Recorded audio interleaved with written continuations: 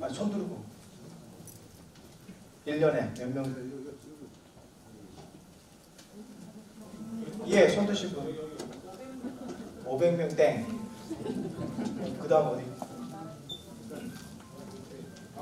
7,000명. 예? 7,000명. 손 들고 얘기했어요. 손 들었는데. 예, 7,000명은 아닙니다. 예, 빨간 4,000명. 예, 박수 한번 부탁합니다. 사실은 보통 5,000명에서 6,000명 정도가 매년 사망을 했었습니다. 근데 작년 기준에 4,000명으로 떨어졌어요. 처음 있는 일 우리나라에서. 근데 떨어진 이유가 있습니다. 아시는 분? 이거 잘 모를 것 같은데. 예.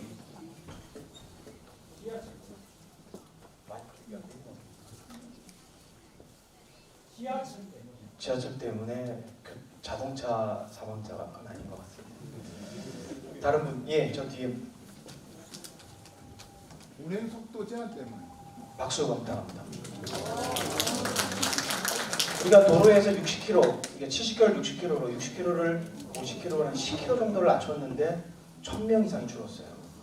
그 얘기 뭐냐면은 도로상에서의 어떤 운행 속도, 안전 속도가 굉장히 중요하다는 거고, 트램이라는 거는 최고 속도로 50 이상을 잘 달리지 않습니다. 하지만 우선 신호를 받아가기 때문에 여러분들 아침에 출근할 때 교차로에서 신호 잘 받아서 한 3-4번 하면 쑥 가죠. 아싸한지랑 그런 개념으로 이렇게 트램이 왔다 갔다 해서 정시성 하고 편리성 이런 것들을 제공받을 수가 있습니다.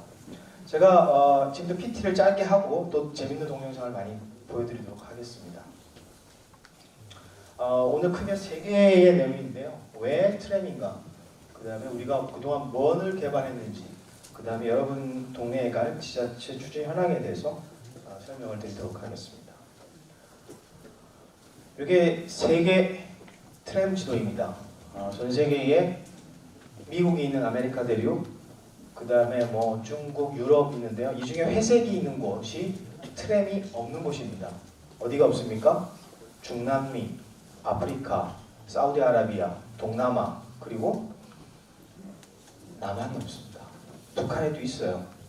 작년 2018년 재작년이군요. 김정은 동지께서 북한 국산화 모델을 격려하러 공장을 찾아갔던 그 핵으로 막 시끄러웠을 때 나중에 시간이 되면 보여드리도록 하겠습니다. 현재 전 세계 한 400개 도시에 운행을 하고 있고요. 앞으로도 10년간 200개 이상의 도시가 신규 트램을 도입할 계획을 갖고 있습니다.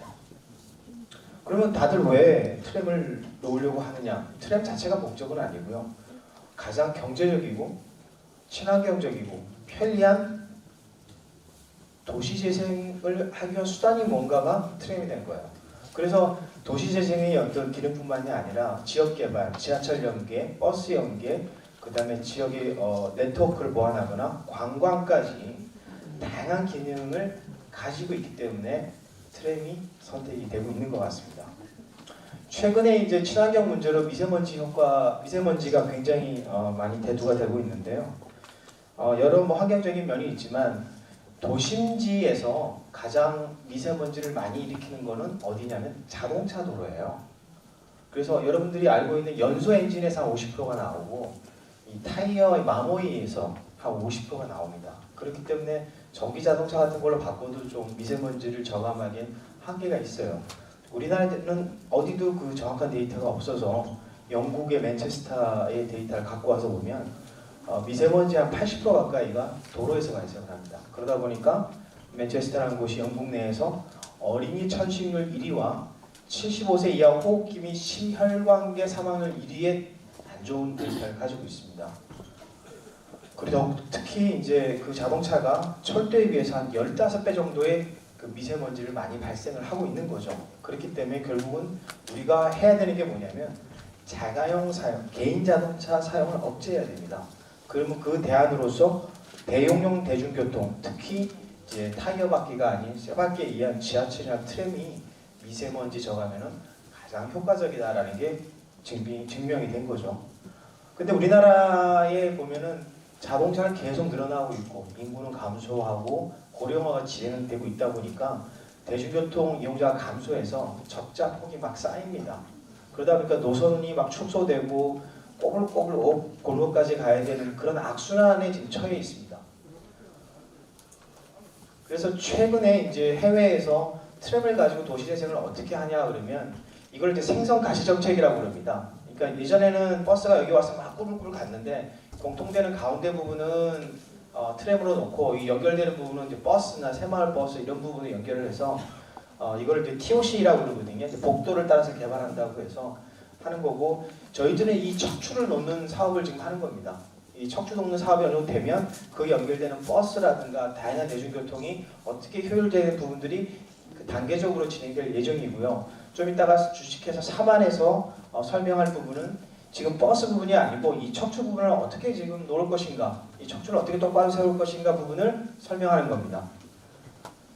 그래서 이 토야마라는 곳에 이런 TOC 개념으로 어떻게 도시재생을 했는지를 동영상을 한번 보시도록 하겠습니다. 여긴 제가 안 나옵니다. 이웃나라 일본에선 인구 감소와 고령화로 한계 상황에 빠진 지방도시들의 생존 노력이 치열합니다. 평창에서 축소로 도시 설계 방식을 전면 전환한 이른바 컴팩트 시티는 대표적인 사례인데요. 도야마시의 모델은 윤석구 특파원이 전해드립니다. 인구 42만 명의 도야마시를 상징하는 노면 전차입니다.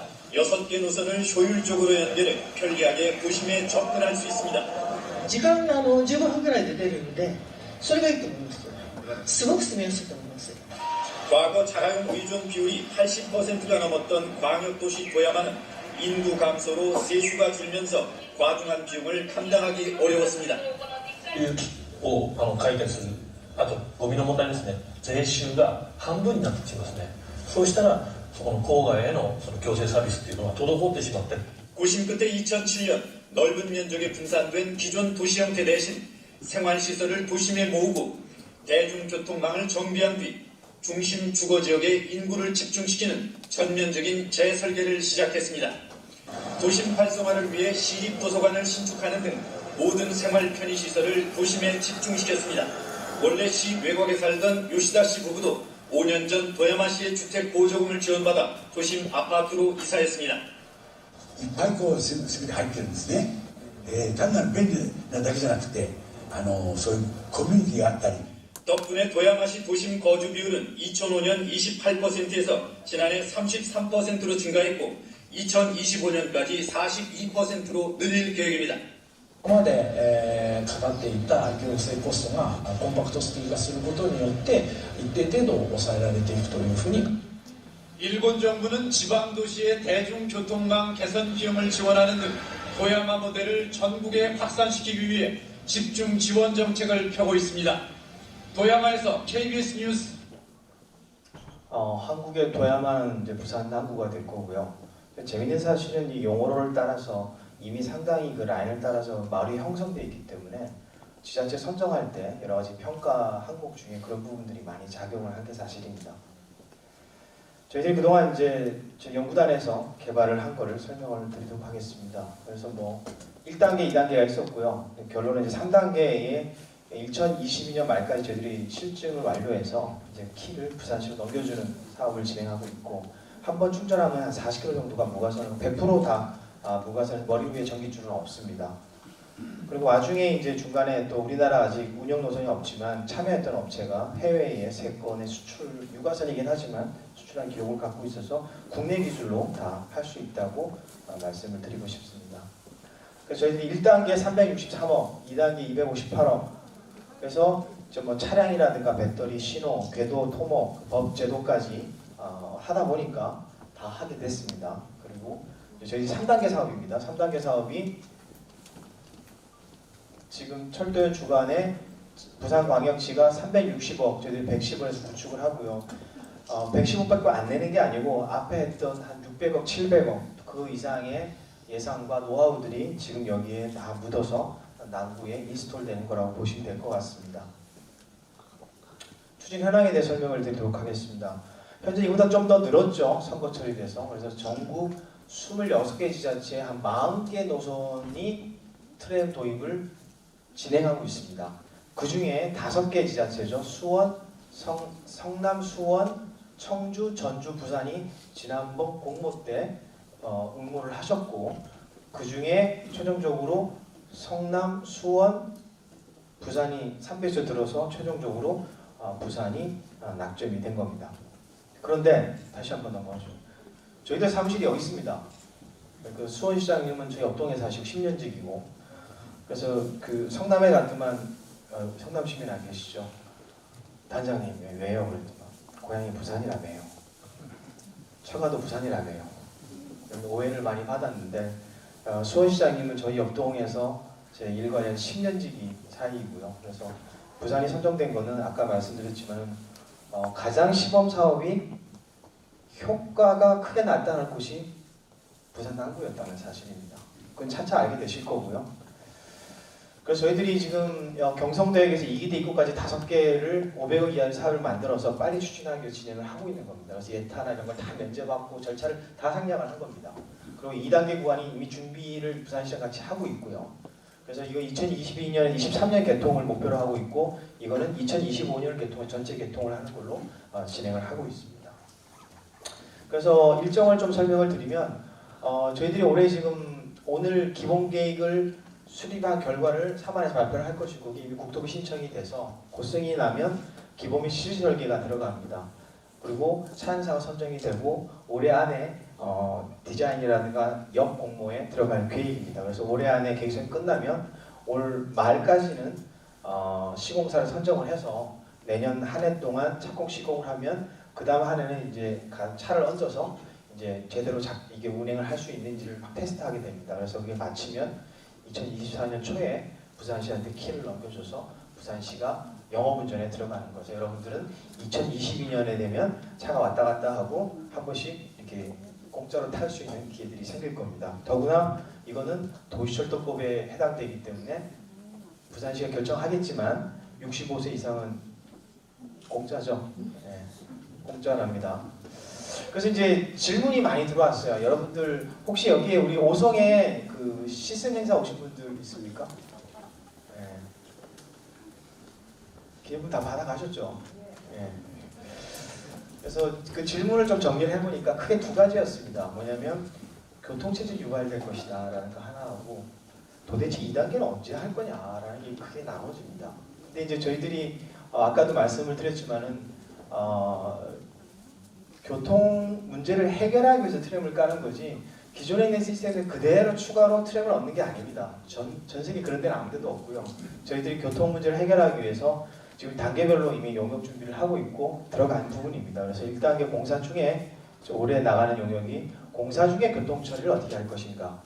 그럼 1단계에 완성하기 전에 1단계 구간에 남구 대중교통을 어떻게 할 것인가. 그리고 부산시가 전체 대중교통을 또 하고 있고요. 또 역시 똑같은 2단계 공사 전체 노선에서 비슷하게 교통 처리 대책을 준비를 하고 있기 때문에 길이 뚫리면 뚫리지 막히지는 않을 거라는 게 저희 확신입니다. 그리고 2단계 구간에 관해 현재 그 마음계획 수립 중에 있고요. 아까 말씀드린 2025년을 개통을 목표로 진행을 하고 있습니다. 그 다음에 이제 뭐 2단계 구간에 차선이 협소하다, 뭐 그걸 단선으로 해야 된다, 못 간다, 이런 일도 무지하게 많은데, 아까 미리 오신 분들 민행 같은 경우는 혼용 노선을 씁니다. 차 가고 이렇게 하거든요. 그래서 혼용 노선을 쓸 수도 있고, 또 출퇴근 시간에 차선 시차제라고 그러죠. 이렇게 출시간 출근 시간에는 트램 전용으로 쓰고 보통 때 차 다니고 하는 형태로 아주 다양한 방법이 있기 때문에 별로 걱정을 하실 필요가 없다라고 말씀드리고요. 그 다음에 그 성모병원 앞에 경사로는 못 올라간다. 제가 요거 마지막으로 볼 동영상에 보시면 훨씬 그보다 급한 경사 올라가는 트램을 보실 거고요. 또 뭐 아직 아이디어 차원이지만은 성모병원 앞에는 이제 교차로가 회전 교차로가 이렇게 있습니다. 이렇게 고바이라고 그러죠. 거기 안전이나 경관을 위해서 반지하 내지는 지하 형태로 역을 만드는 것도 가능하다고 검토를 마친 상황입니다. 그래서 이제 결론을 말씀드리면 트램이 일석삼조 사업이다. 그러니까 트램을 하게 되면 대중교통 정비는 필히 할 수밖에 없고 도시재생도 필히 따라갈 수밖에 없다기 때문에 일타삼피하는 사업이 될 거라고 보고요. 거기에 따라서 직간접적인 교육 창출 효과가 지금 수치화하고 있는데 굉장히 크게 발생을 하게 될 겁니다. 그 다음에 무엇보다도 이쁘죠. 경관, 그다음에 미세먼지 부분 편리하죠. 타고 다니기 편해요. 노약자라든가 삶의 질이 향상될 것이고, 우리나라 이제 뭐 적자가 날 거라고 그러는데 저는 적자 안 난다고 봅니다. 왜냐하면 정부가 전 세계에서 견학 올 겁니다. 이 근처에 있는 유치원과 유치원에서 다 타러 올 거예요. 그 다음에 이제 무엇보다도 이해관계자, 여기 계신 시민이라든가 상인, 뭐 운수하시는 분들의 어떤 사회적 합의가 필요하다고 생각합니다. 아무리 좋은 것도 이제 서로 합의를 해서 결정을 해야 되는 거고, 그래서 이런 자리가 아주 중요하다고 생각을 하고 있습니다. 그래서 오늘은 이제 첫날이고 선거 전에 하고 싶은데 이제 뭐 불안해하는 사람들이 많이 있어서 선거가 끝나고 나면 제가 이렇게 동이나 그 지역에 찾아가서 간담회나 Q&A 시간을 가져서 여러분들이 좀 더 트램에 익숙해질 수 있도록 준비를 하도록 하겠습니다. 이게 이 트램 나 혼자 만드는 게 아니고 저희 연구단의 절반밖에 안 있습니다. 이 박사님들이 지난 10년간 한 걸 여러분 지역에 다 쏟아 부을 거고요. 마지막으로 해외에 실제로 운영을 상용 운영하고 있는 예 몇 개를 보여드리고 마이크를 넘기도록 하겠습니다.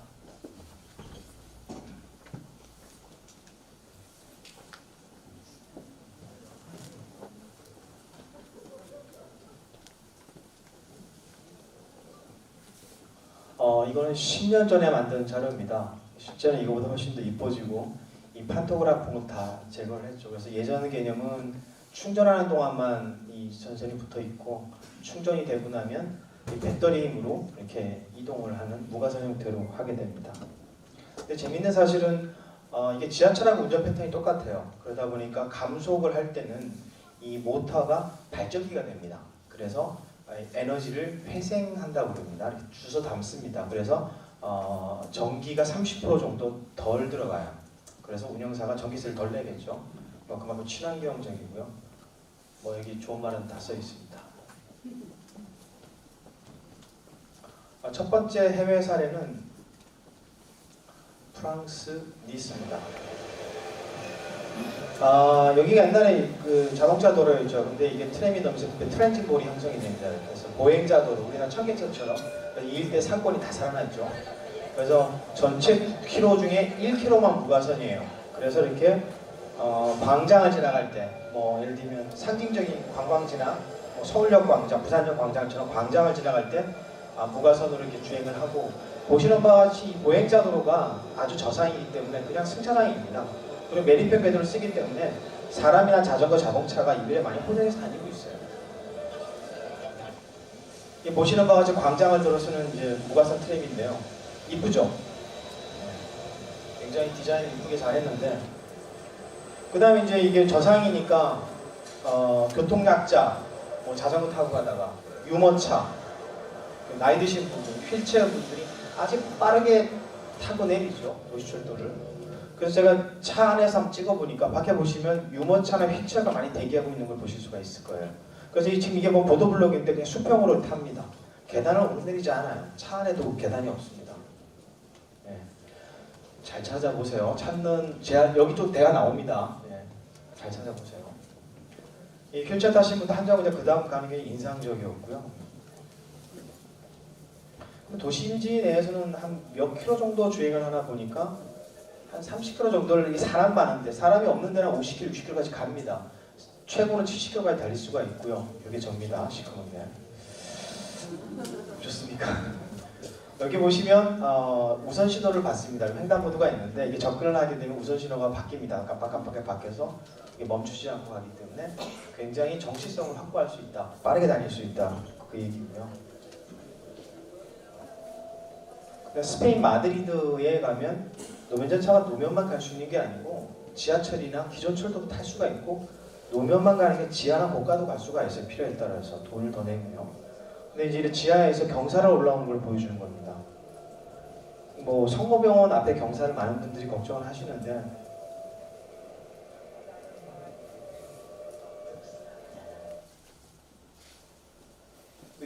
몰라다닙니다. 트램은 이런 도로를 다니게끔 설계를 제작이 되었기 때문에 기존 철도하고 좀 많이 다릅니다. 문제없다. 성모병원 앞에 아무 문제없다. 하지만 경관이나 뭐든 이쁘게 하기 위해서 지하를 가능성이 있다는 거고, 프랑스 파리입니다. 7량짜리거든요.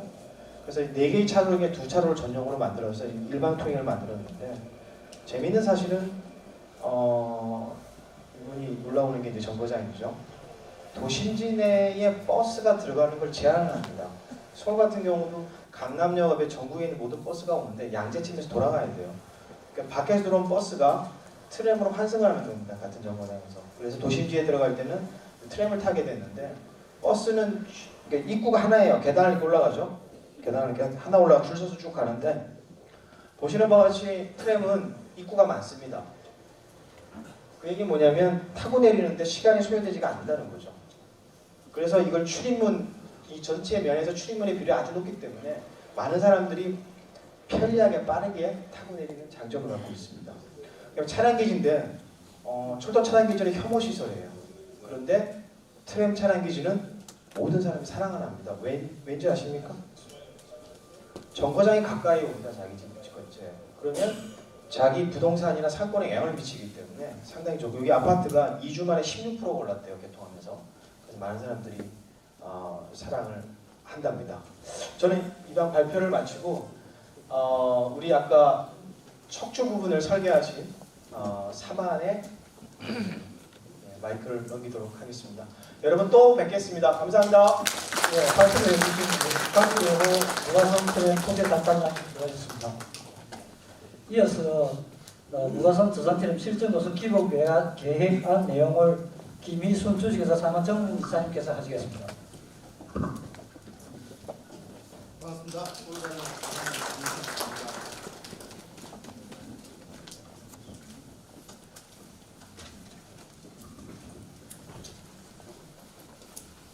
앞에서 각재호 단장님께서 너무 상세히 설명하셔서 정말 빼다만 간단하게 설명드리도록 하겠습니다. 주제 발표 내용 순서는 사업개요, 추진 현황, 건설계획, 차량 시스템 및 열차 운행계획, 그리고 구간별 교통지리계획 매주말 순으로 말씀드리겠습니다. 첫 번째 사업개요에 대해서 말씀드리겠습니다. 앞에서 각재호 단장님 소개받았듯이 부산시 도시철도망 구축계획상의 도시철도망으로서 모륙도선은 1.9km 무가선 트램으로 되어 있습니다. 이는 앞에서 말씀드린 것 같이 무가선 저상 트램 실전 공모 사업으로 5개 지자체 중에서 부산광역시가 선정된 사업입니다. 사업 목적은 무가선 저상 트램의 실전과 남구의 교통난 해소 및 대중교통 편의성 증진이 목적입니다. 총 길이는 1.9km로서 본선 1.88km 그리고 차량기지에 0.02km의 인입선이 있습니다. 구간은 경성대 부경대 2호선 부경대역에서 이기대 의기상거리 부경대학교 도로교통공단 남부 면허사업장 교차로 그리고 LG 메트로시티를 거쳐서 이기대 의기상거리까지 1.9km가 되겠습니다.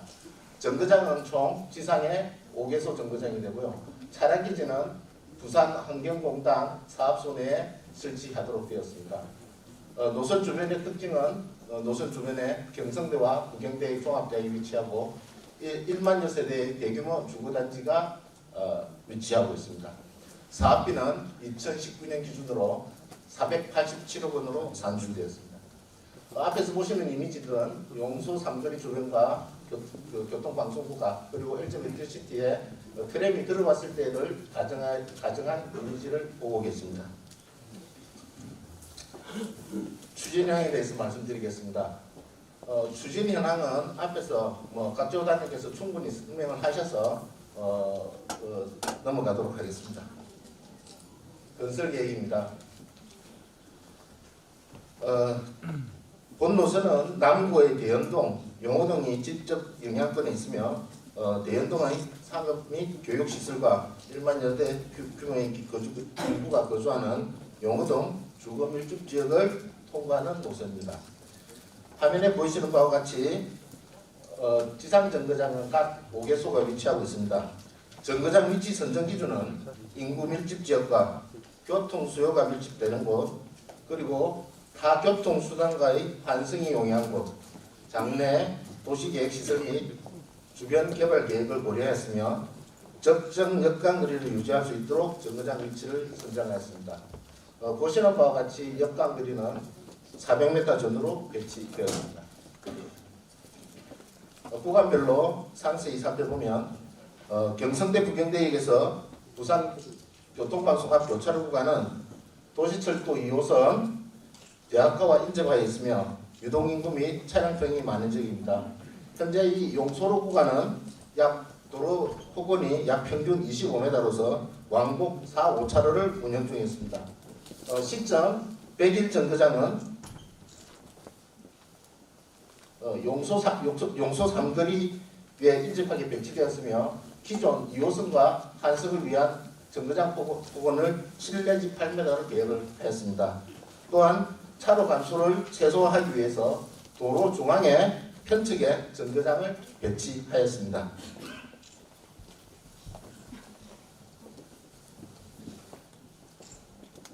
배기 정거장은 부경대 정문 우측의 기존의 버스 정거장과 근접하게 배치하였으며 현재의 4차로가 정거장 설치 후 왕복 3차로로 운영되도록 계획하였습니다. 승강장의 폭은 3m로 계획하였습니다.